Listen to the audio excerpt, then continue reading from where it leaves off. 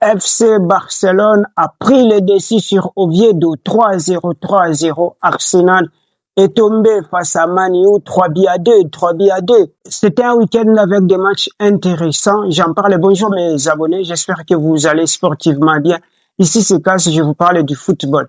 Analyse, stratégie, système de jeu, cela avec motivation, énergie, perspicacité. Si le foot vous intéresse, abonnez-vous, abonnez-vous, abonnez-vous. Nous avons vu les matchs des FC Barcelone. La défense des Blaugrana, il faudrait encore faire des réaménagements.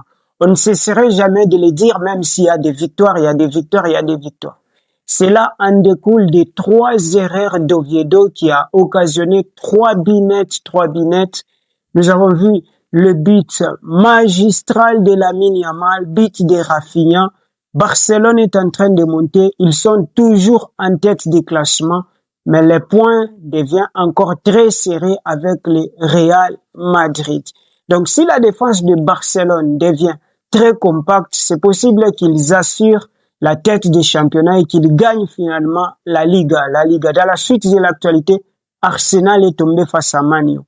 On se dit, qu'est-ce qui ne va pas avec Arsenal? Si Victor Gyökeres n'est pas au milieu de terrain et ne joue pas, l'équipe perd. Ils perdent des rencontres. Il y avait des erreurs défensives de Zubimendi. Zubimendi, c'était des erreurs qui ont coûté, des erreurs de relance et ça fait des buts. Le manque de concentration fait qu'on les revienne au score. Ils égalisent quelques minutes après, but de Manu, but de Manu.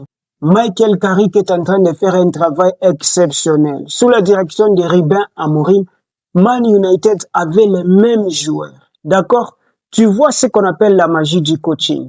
Michael Carrick arrive avec ces mêmes joueurs, il leur donne une nouvelle dose de motivation et l'équipe change. Ils ont battu Manchester City 2-0 et là, ils battent encore celui qui est premier, Arsenal, à Emirates Stadium.